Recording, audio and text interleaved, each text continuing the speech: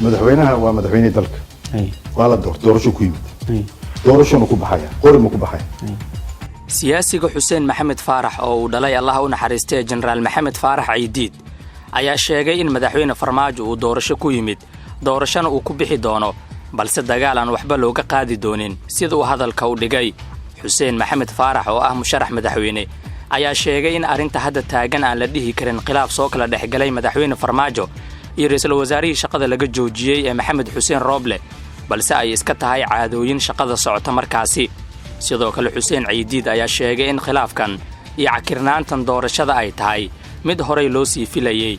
kadib markii dawlad goboleedyadu ay si xun u maareeyeen doorashadii aqalka sare oo ay sameeyeen wax uu ugu yeeray malxiis mas'uuliyiintii hoggaanka doorashada loo dhiibay oo Rooble ugu horeeyo waxay daahinayaan doorashada shaki badan ayayna arintaasi gelisay adduun weynaha shacabka Soomaaliyeed iyo musharaxiinta ayuu yiri Xuseen Ciidiid sidoo kale Xuseen ayaa sheegay in mas'uuliyadda jiitanka doorashada uu leeyahay ra'iisul wasaarihii shaqada laga joojiyay ee Maxamed Xuseen Rooble waxaan leeyahay xabad looma qaadan karo madaxweynaha loomana qaadan karo Rooble ayuu yiri waxa uu sheegay in madaxweyne Farmaajo uu yahay madaxweynaha dalka qori iyo eedeena aan looga saari doonin madaxtooyada isla markaana aysan doonaynin in la dhexgalo waxyaabaha ka dhaxeeya madaxweynaha iyo ra'iisul wasaarihiisa musharax madaxweyne Xuseen ayaa sidoo kale sheegay in Rooble markii uu xanaaqo uusan wax badan xeerin oo tallaabadii uu doono qaado arintaasna kuma jirto siyaasadda ayuu hadalkiisa ku sii daray wuxuu sidoo kale sheegay in Rooble uu yahay nin aan xakameyn karin xanaaqiisa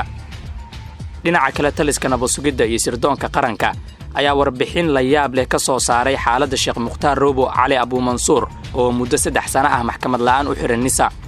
qoraal ka soo baxay hay'adda sirdoonka Soomaaliya oo uu ku saxiixan yahay agaasimaha ku meel gaarka ah ee nisa Yaasiin Fari ayaa lagu sheegay in xaaladda caafimaad ee Mukhtaar Roobo ay wanaagsan tahay isla markaana uu leeyahay dhaqaatiir si joogto ah ula socota xaaladiisa caafimaad qoyskiisuna ay joogto u arkaan oo lagu hayo guri ammaan ah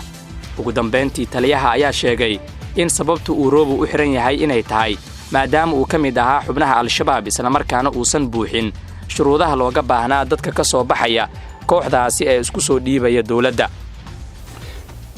madaxweynaha waa madaxweyne dalka waa la doorasho ku yimid doorashona ku baxaya qori ma ku baxaya taas ogaada eedeena madaxweynaha ma ku baxaya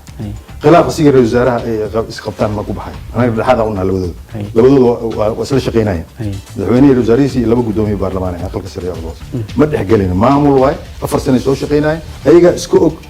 ayagana ma dagaalsan intaan ogahay sanad ilaa bilood shaqeynayaan labadooda ma dagaalsan waxa isku khilaafsan yahay waa nidaamyo qarsan mana rabno dimiyeedina ka waxaan rabaa eedaas madaxweynaha u jeeday Rooble ma qabanaysa ma ku muuqataa murashaxata